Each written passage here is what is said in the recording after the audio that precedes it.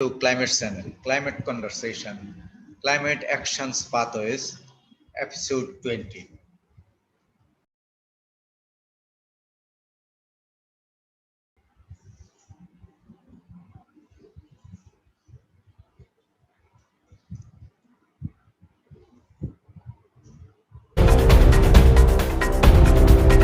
Welcome to Climate Channel, Climate Conversation, Climate Actions Pathways, Episode 20 with Quamrul Chowdhury.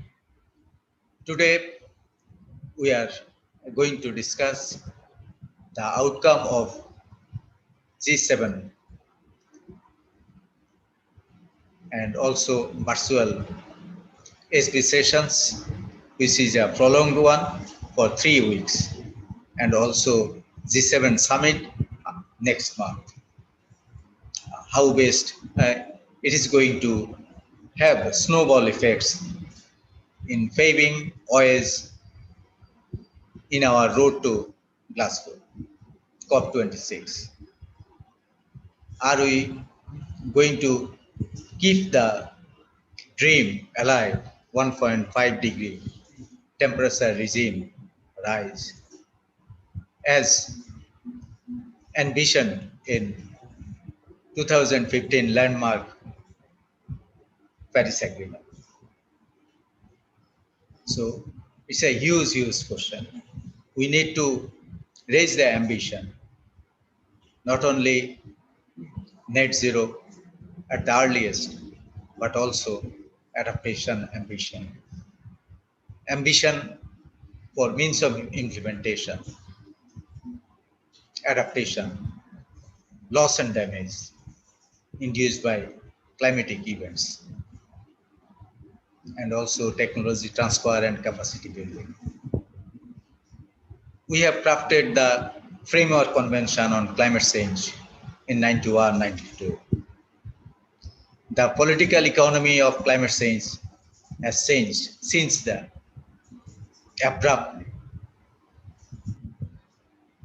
Even yesterday was International Biodiversity Day.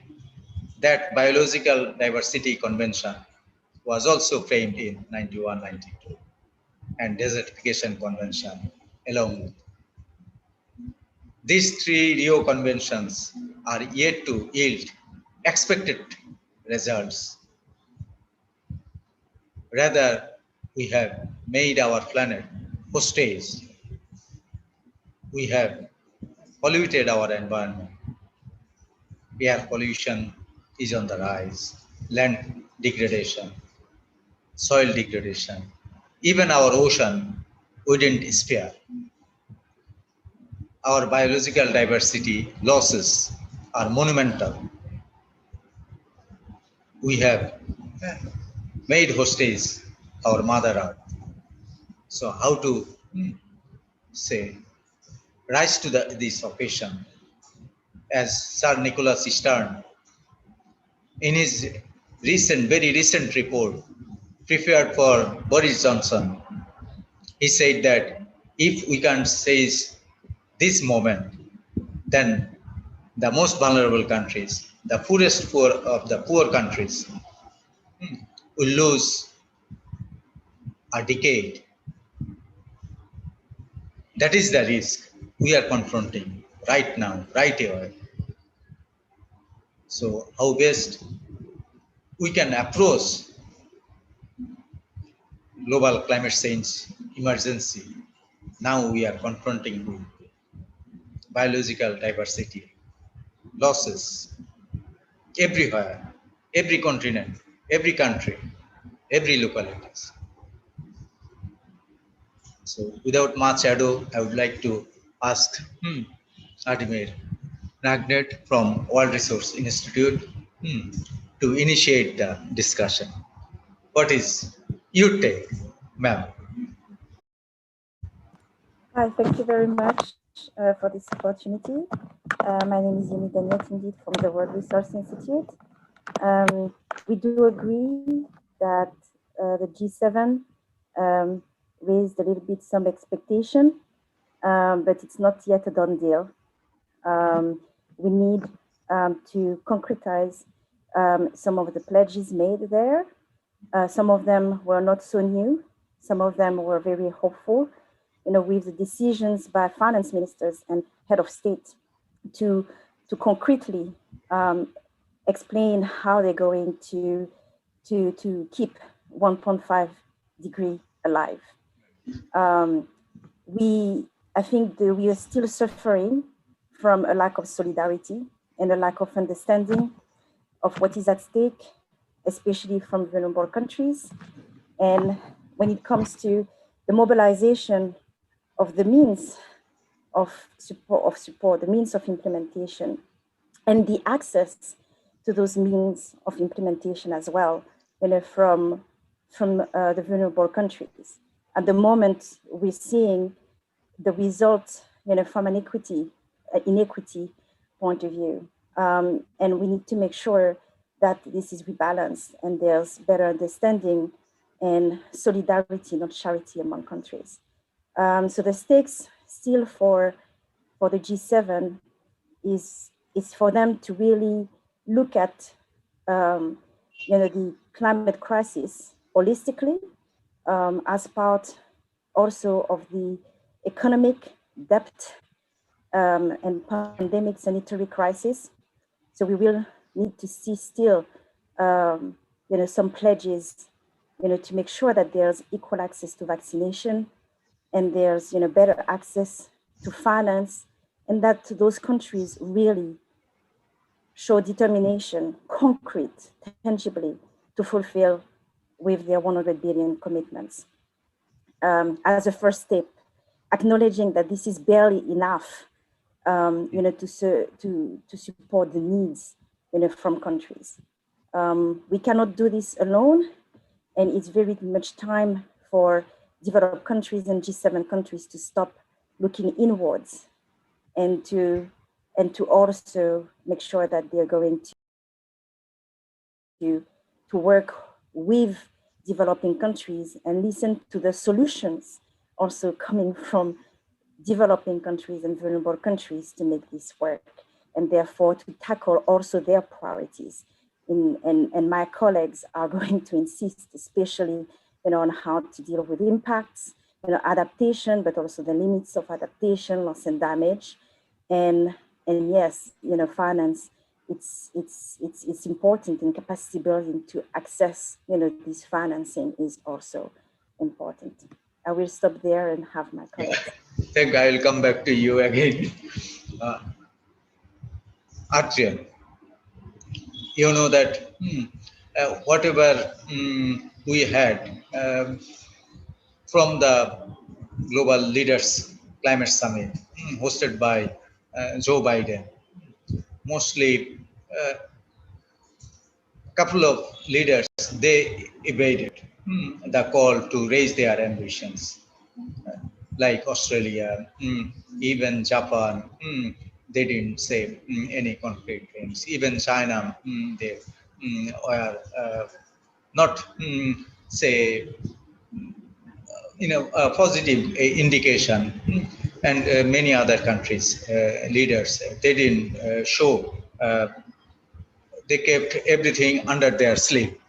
So, how to unpack not only raising the climate ambitions, say net zero quickly, say 2030 target, 2035 target, 2040 targets, or even 2025 targets, say revising their NDCs, especially the most polluters, emitters.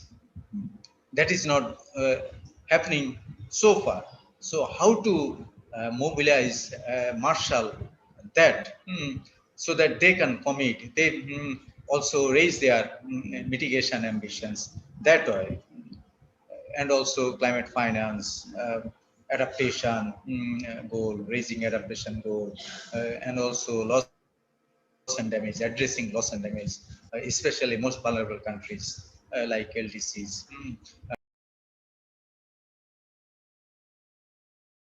like African countries, Latin American countries, Caribbean countries, Pacific island states.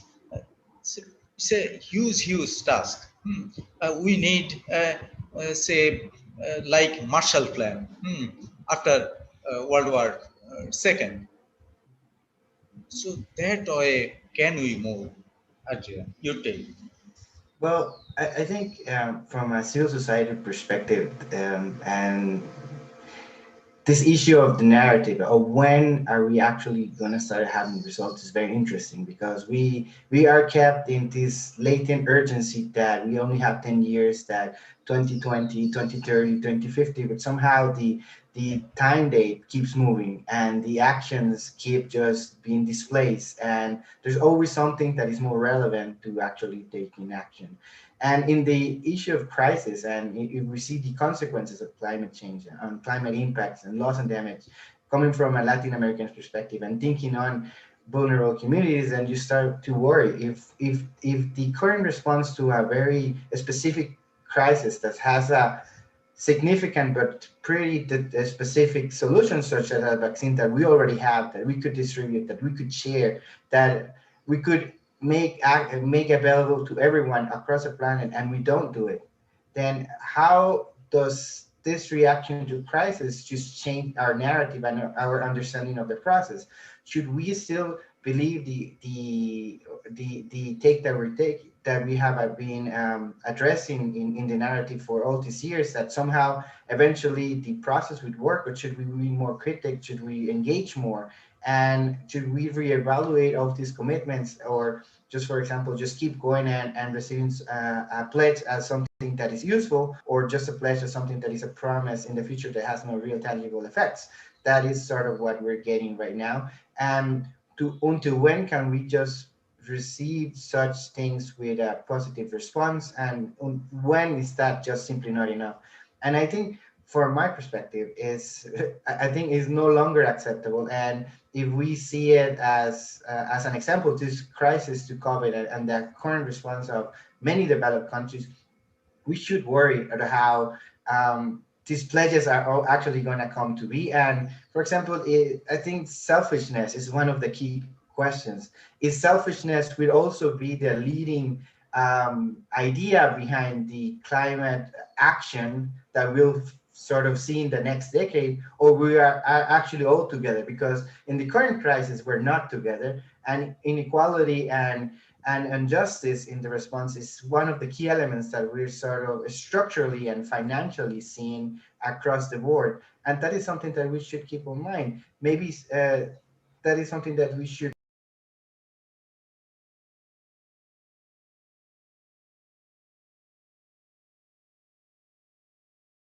reevaluate our own positions, our country positions, our civil society positions, because it's not only not reaping benefits in the grounds in terms of climate action, but it's not looking good how developed countries, actually respond to crises that have very sort of specific and doable solutions, as for example in the current crisis on COVID.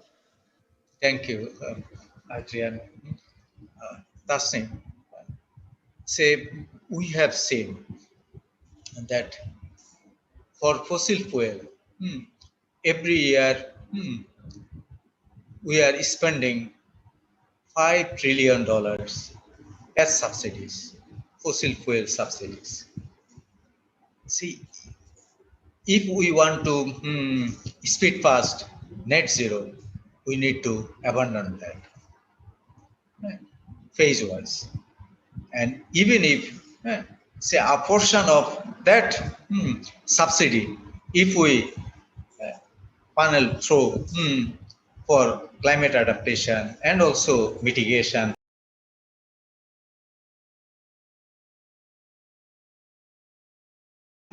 in the developing countries and also developed countries,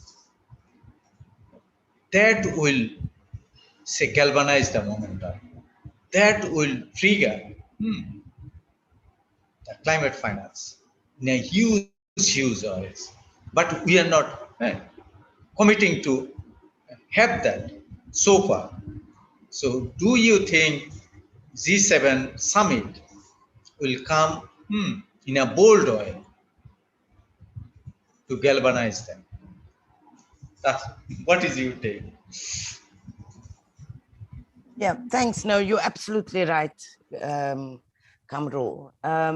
In fact, you know, the G20 took a decision many years, well, it was before Copenhagen actually, Yeah. to do away with fossil fuel subsidies.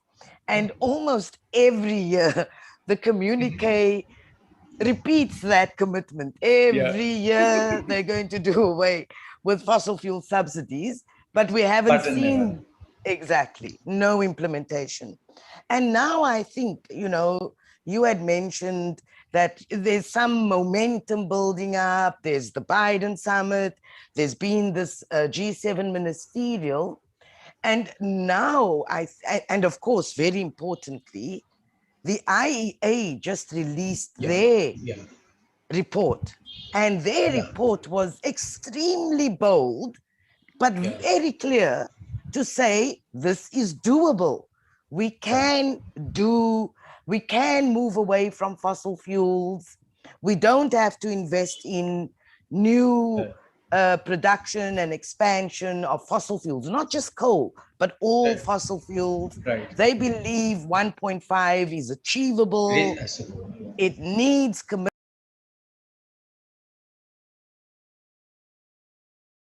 commitment and bold action. That's what they said. So yes, of course, the leaders at the G7 have the opportunity immediately in June to signal that boldness, that they will address, of course, the fossil fuel subsidies. And as you said, that finance can be shifted to address the climate crisis. Mitigation, but the less the developed countries are doing, or wealthy countries are doing, the more we're having to address the issue of climate impacts, right? We have just seen in 2020 through COVID, and now again in 2021, how these climate impacts are becoming more frequent, more dangerous, and the issue of addressing loss and damage. Now, of course, the rich countries do not want to talk about, they haven't been wanting to talk about loss and damage, but this is the reality for many years. But it is a reality. Nobody can ignore the fact that we are really dealing with loss and damage right now. And I'm sure Harjeet and others will talk about it, but absolutely, you're right. The G7 must make a bold and courageous decision. They must do away with fossil fuels, but they must also signal, in fact, they must commit very strongly that they're going to look at the IEA report and take the recommendations of that IEA report, especially with regards to ending all investments in new fossil fuels and phasing out by 2030. The IEA is not talking about 2050. The IEA is talking about 2030. This decade is the critical decade. So I agree with you. They can do much more. They've made these commitments many years ago, way before Copenhagen, and now it's time to act. Really, there's no more time for talk. It's time for act. You are absolutely right, Tasneem. 2050 is a long way, distant path. It is not in our lifetime. For many of us, it is not in our lifetime. So who cares? So say 2030 is now new 2050. So we have to say move forward to 2030, even 2025, so that it is reachable. It is in the near term. It is not a distant term, long term. In the long run, everything is in the future. Everything is in the sky, like dollars in the sky. So, Harjeet, you have also followed the climate negotiation for many years, many months. You know that climate finance, it is always, we have argued from our framework convention days in 91, 92, that it is over and above, new and additional of ODA. Even ODA, Boris Johnson has declared that he is going to cut back aid from 0.7% to 0.5%. But it is over and above ODA. And many countries, many developed countries, many G7 countries, they uh, say just repackage their ODA to climate finance. At times double counting, triple counting. So how to avoid that?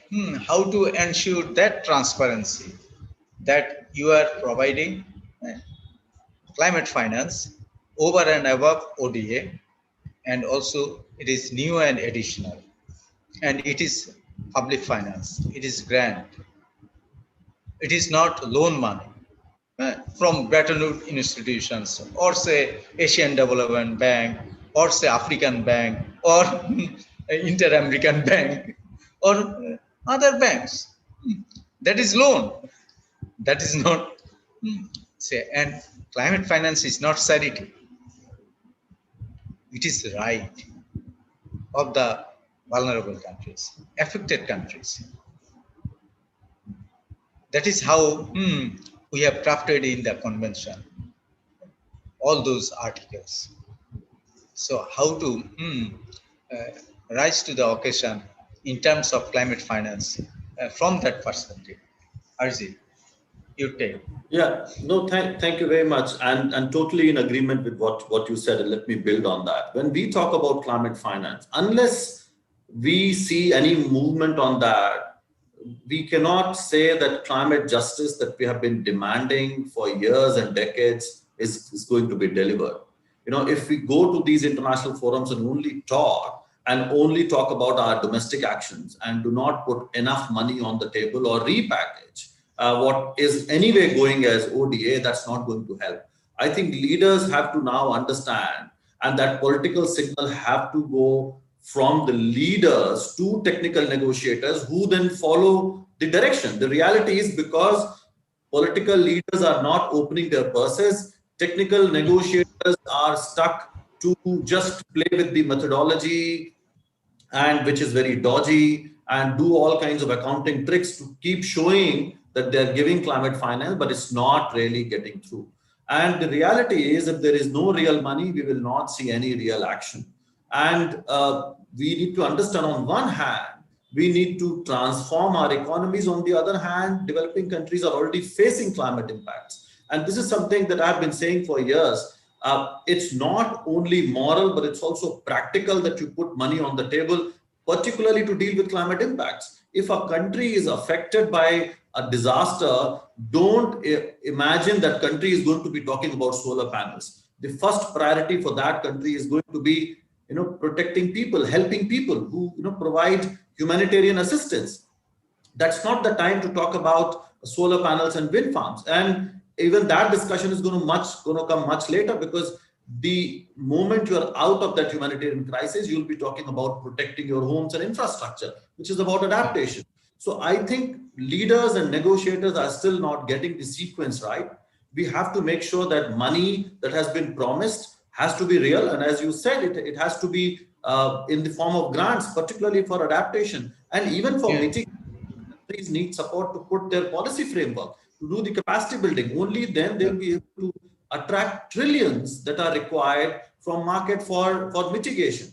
And even, when we talk about subsidies and all the big talks and what Tasneem was referring to, developing countries who are depending on fossil fuel, they can't overnight change their economic model. They need assistance. And that assistance has to be in the form of finance and technology. Only then they can adopt just transition. So that understanding is still not there. And we are only talking about, the language of you do it and let's do it, and not really getting into nitty-gritty. So finance is what is going to make it real. Otherwise we'll keep going to these meetings and reiterating those terms. And as Tasneem was saying, just you repeating the same language in the communique year after year, it's not going to change the world. We need to see real action in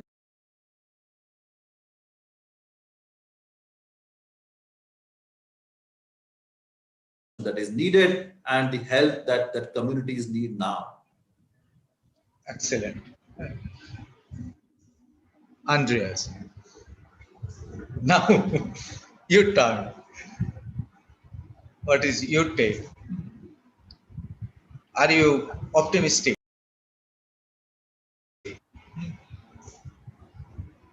Am I optimistic?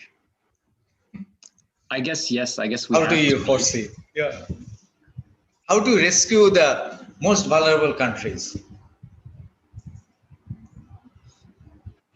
who are on the hook?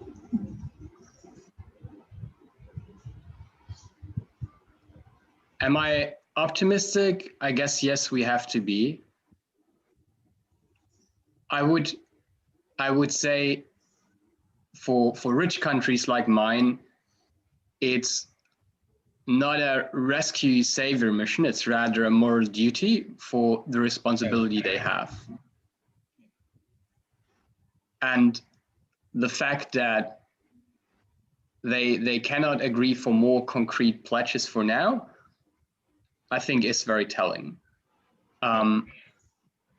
Maybe to add just one or two remarks to the excellent points Harjeet made, I fully agree with all of them, is that just the context of I think if we speak about the additionality, the question of official development aid is very important in that discussion. And the fact that the UK presidency has cut official development aid in a time where poverty rates are rising, where we see massive fallout from this pandemic, that is something I cannot understand. And I think therefore just this context we are currently in just shows how important that question of additionality is. And then I think in the UNFCCC and in the nitty-gritty, we can try to get as far as we can with transparency, accounting rules, with requirements and the support provided and the supports that would be provided in the future. But ultimately, it's a political decision. And I think it is for rich countries to politically understand at a leader's level, at a ministerial level, what they need to come up with, and only then I think that problem is solved. And I guess it's also part of our job as civil society to try to pressure them. But to come back to your question, am I optimistic? I would say still. I think this pandemic has shown so many problems in an even more drastic way than before, and a lot of things seem suddenly to be movable that haven't been moved before, like that at least some governments, the scale and speed with which they added. So I don't know where this will end up, but I feel like there is some movement, and we will need to see where it does at the end, and hopefully we can learn some useful lessons. And I feel like optimism is the only choice we have to to bear with all the problems we face. Thank you. So, LMIT, you know that in Joe Biden summit, we have heard a lot of things: net zero, raising mitigation ambition, blah blah. But adaptation was very almost it was not hard. Of course, in Joe Biden summit, we had heard about resilience. Resilience building and adaptation is not the same thing. Adaptation is a huge thing.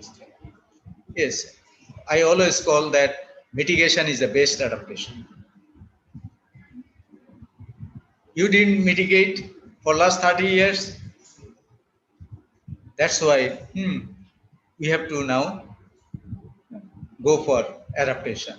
Otherwise, we didn't require this much adaptation.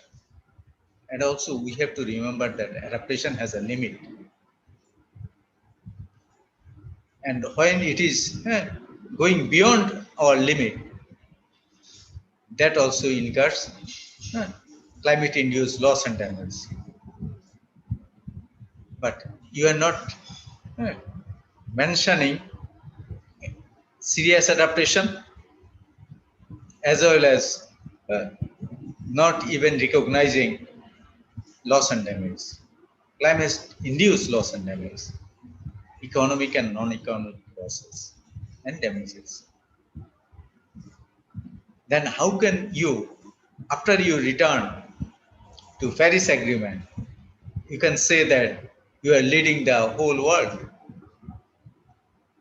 So if you want to lead from the front, don't look at only to your domestic agendas, your own constituency, but also you have to rise to the occasion, rise to the hopes and aspirations of the planet, mankind.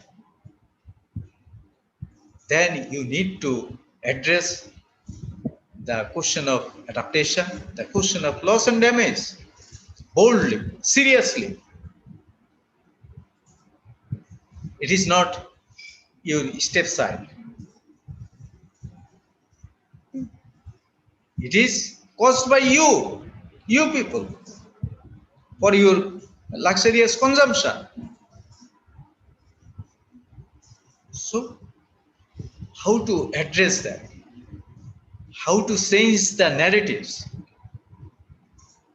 and also mindset in Washington, D.C., in London, in the White House, in 10 Downing Street. Without that, we simply can't move. Rather, we go backward. And that's why Sir Nicholas Stern not only warned that we are going to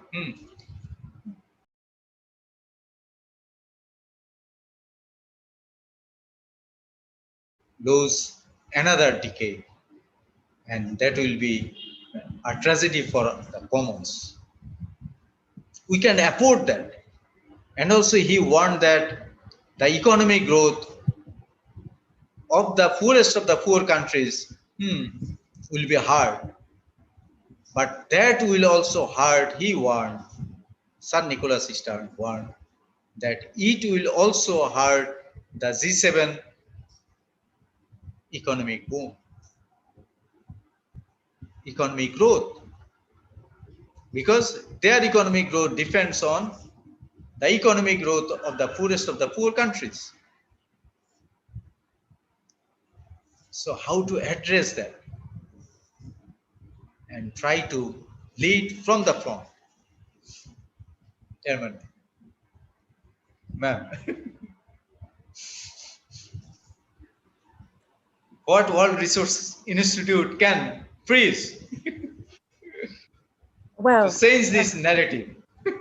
I think my colleague Andreas said it. We need to be stubborn, optimistic, and to continue to push. This is, stubborn optimism is what also Christiana Figueres is always using, for change, to drive change. I think, within the U.S. administration, one of the key pillars of the Biden administration is environmental justice, racial justice. And if they are committed to do this, then climate justice and therefore loss and damage and adaptation needs to be absolutely part of it. And I think there's commitment within the civil society to remind the administration that they will not be consistent. They will not be true to themselves if they completely hide that part of the reality of their own people, because there's a lot of Americans, the black, colored, indigenous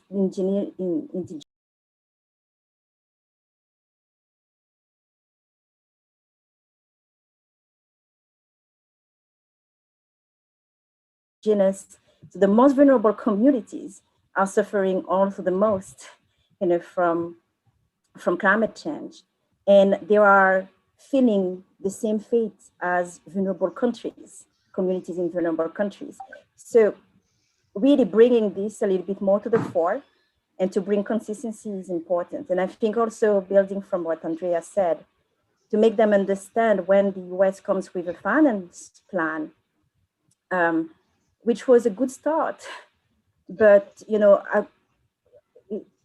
announcing a doubling of their pledges by 2024 when some other countries have done already so is not enough for a lever to really create the level of commitments that is awaited for so long.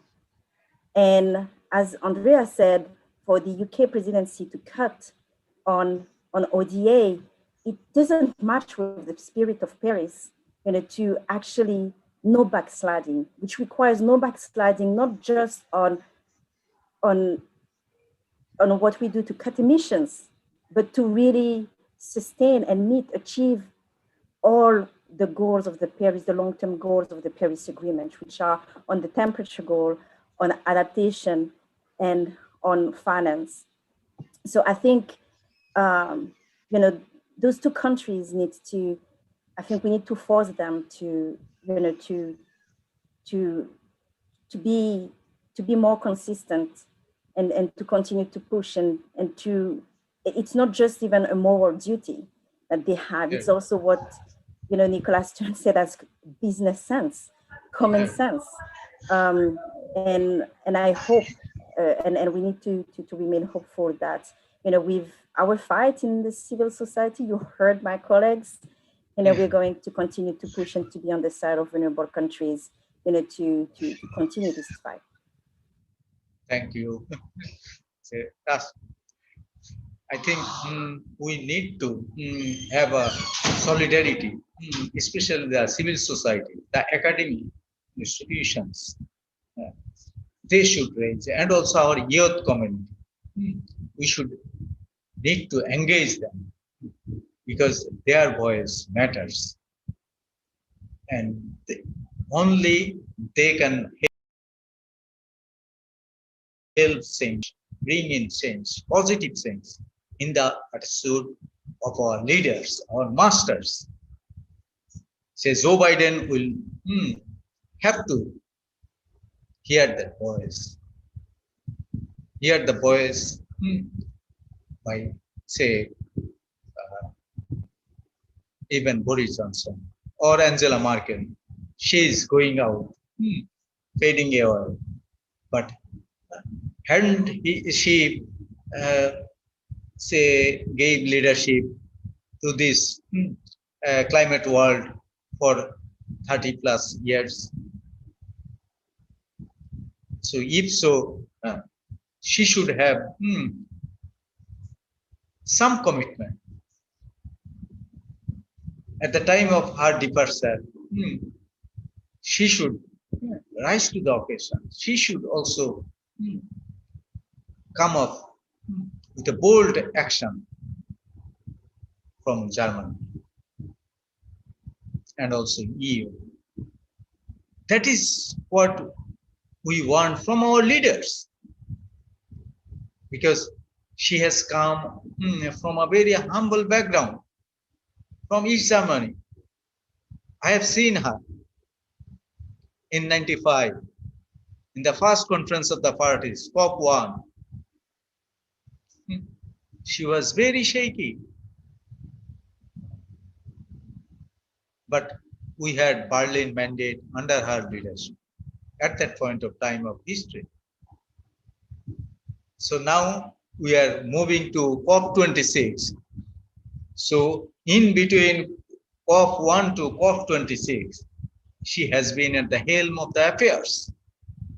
So what she has personally delivered to the climate world, to stop climate change, to avert climate change. So we need to ask this question. And this question should be put forward by our younger generation, our youth, our civil society, comrades, and those type of questions need to be posed to our leaders, like Greta Thunberg is asking. So we have to be bold, we have to be blunt, we have to call spade spade.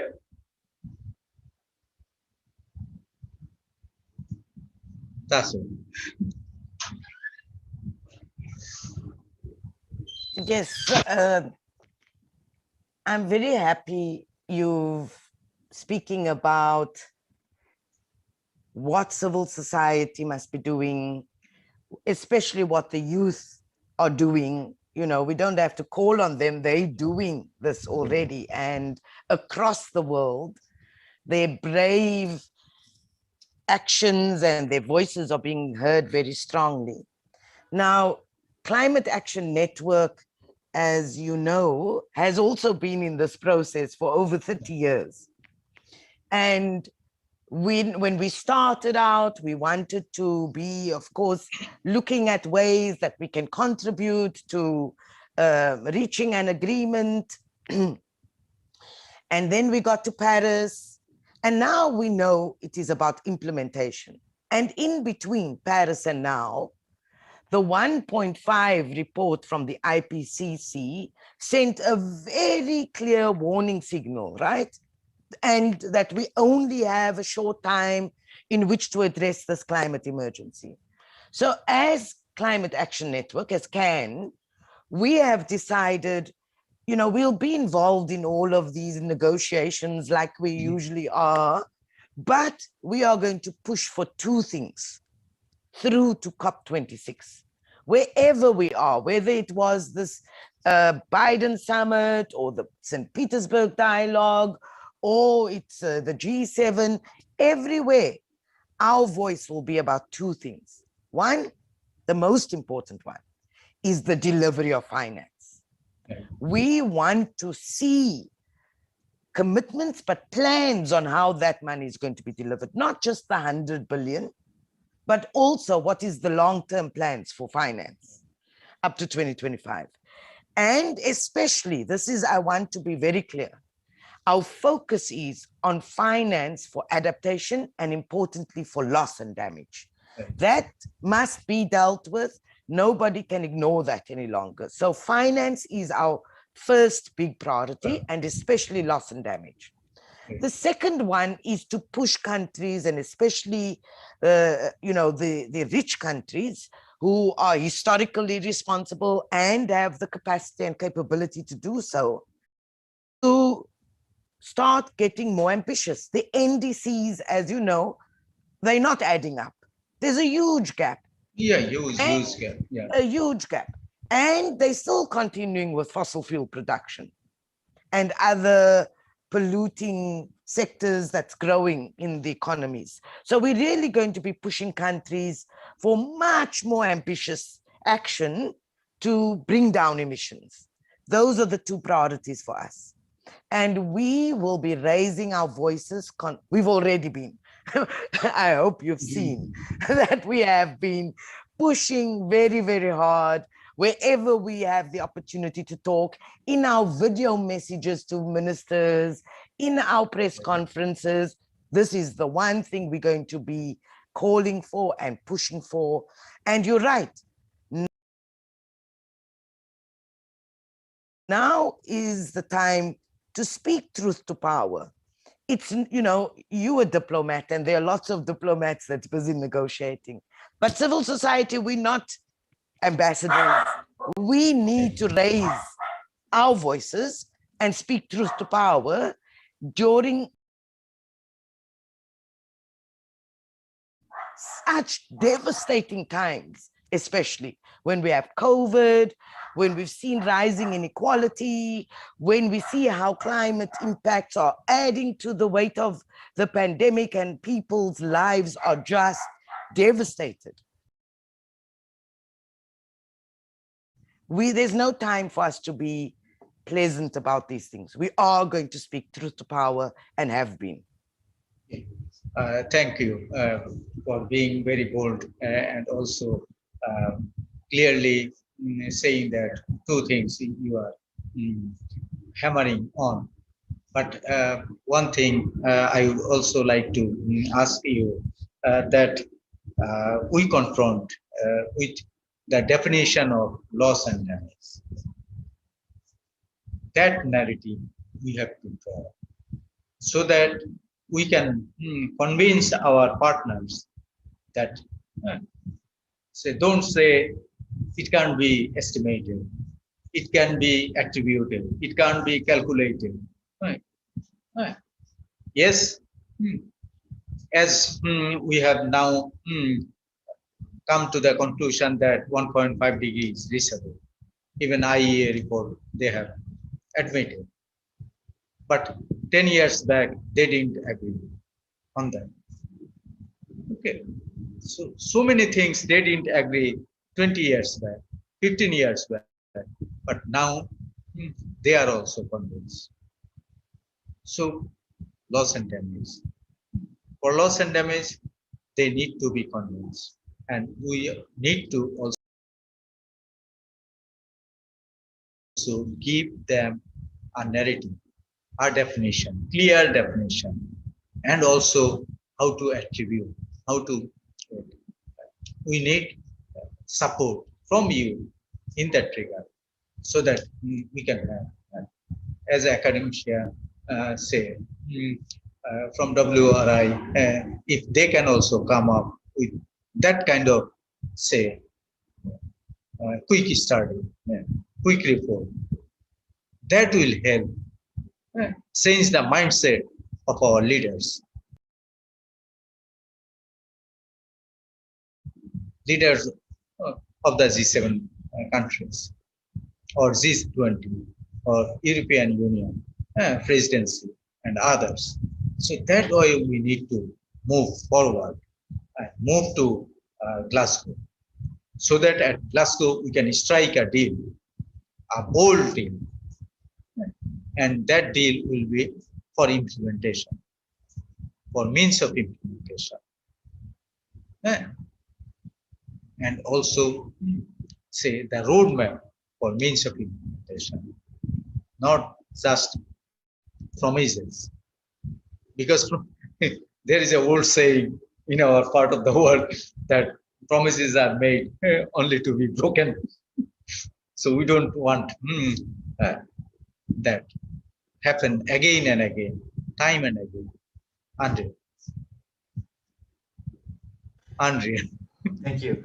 Yeah, I think what you mentioned and what Tasneem has been saying is very relevant.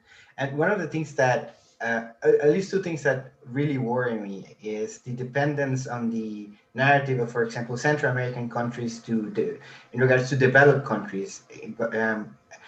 That is rooted on the developed or aid programs that we receive, and the issue of loss and damage or climate impacts in general sort of it's obscure and displaced from anything that is developed on climate action in our countries. So our countries, even though, for example, Central America is one of the most impacted regions, and we have a very social, economic, and political context that is super complex and makes us very vulnerable, we don't really have a voice when we talk in the UNFCCC about loss and damage. There's not a real determination from our diplomatic corps to actually have positions and call out these inconsistencies that developed countries have within the UNFCCC, and the lack of, for example, a clear definition to address the issue of loss and damage.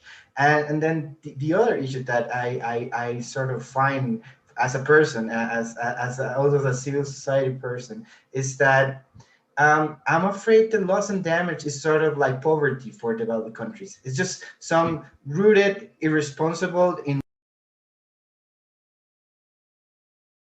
just a situation that they're sort of accepted that climate change generated and that they will not deal with. And if we take it as a pragmatic, and I'm less of an optimist, I'm more a determined person to secure the right for my people and my region and people in the global south to have a well life and a well well-being. And I think climate change does not allow that. And from what I see is that how loss and damage and climate impacts are addressed is sort of with this disdain of materializing a new status quo of where if you live in certain parts of the global south, you would just suffer from climate change and that's it. And the lack of funding and the lack of definition and the lack of voices calling out for those that are more vulnerable is very worrisome. And even if you analyze it in a national level, who from my country will be affected? The poorest, the marginalized. So that's probably why there's no voices from the diplomatic representative actually having a real force on loss and damage, because the wealthy and the powerful in my country, as in developed countries, are not really going to get affected. And they might cross borders to secure or have the resources to adjust to the new climate situation. But that is sort of the thing that is in my heart in the issue of loss and damage, that I don't see my own country and my own NGOs sort of having this vision of what does loss and damage mean for development, and also the probability that loss and damage and this reality that is sort of very dystopian, very harmful for life is just going to be a status quo. That's something that in our narratives of what we support and what we claim to be a good result, we should be critical about and reassess what is to be actually successful. And currently, I don't see any, for example, the narrative of COP26 of just merging resilience and adaptation when there is no funding and when there is no real response. And what we have there is just some unjust perspective of the future, and that is something that I'm determined not to accept, because I feel I have the right, and I feel people in the global south have the right to a decent life. And that is something, for example, for a country that has less than 0.03% of the emissions, that is not on us. That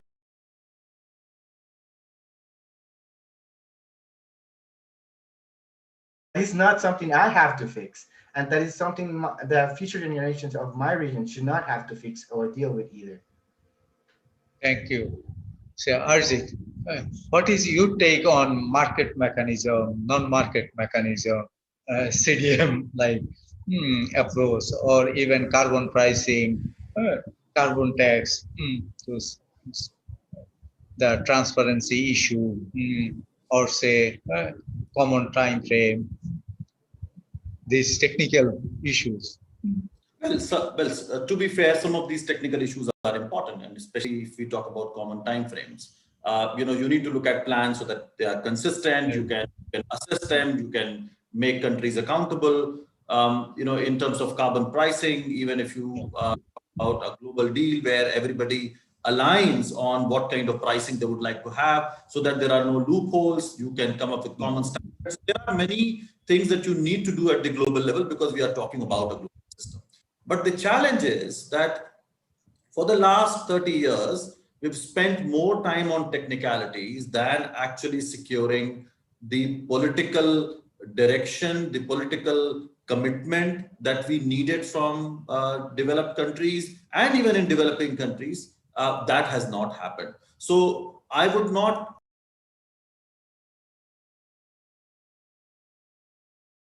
say that these technical issues are not important, because when we get that direction, you need an architecture to start rolling it. You need to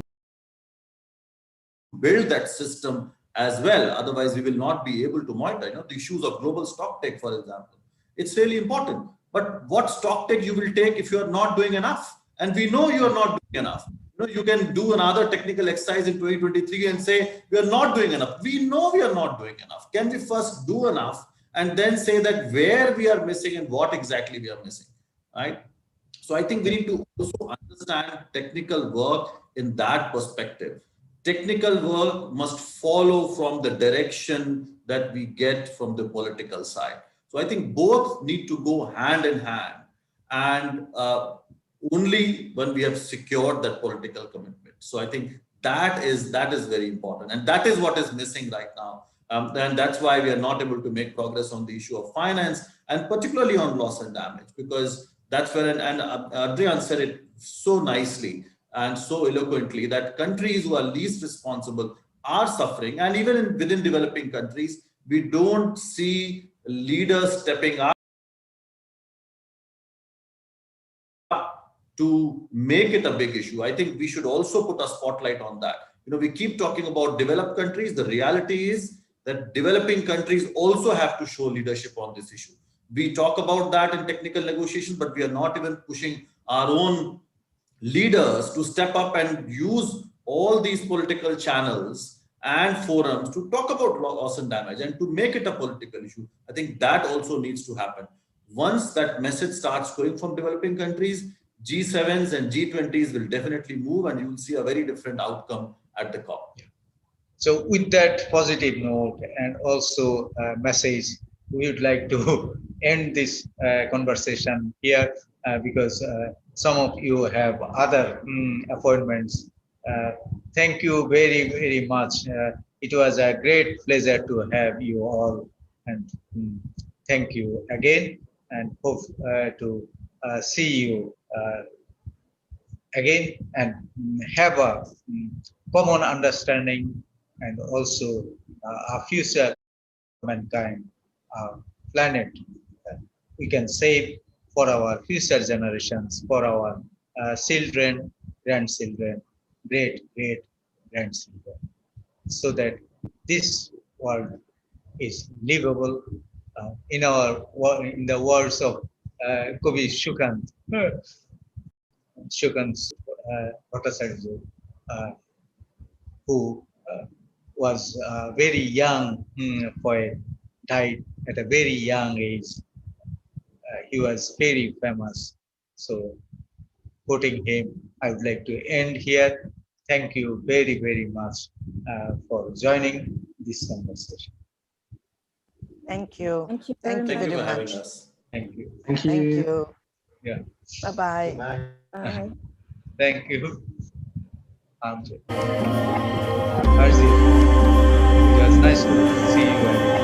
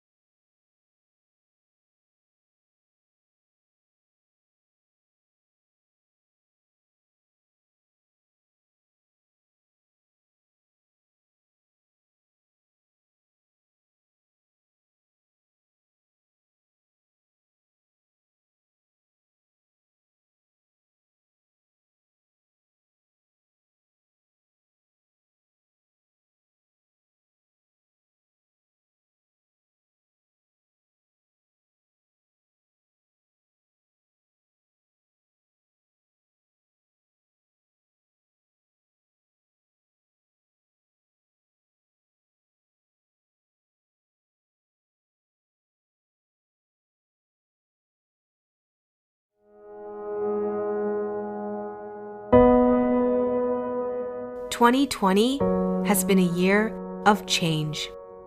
Our vibrant, fast-paced lives have been disrupted beyond imagining, impacting relationships, community,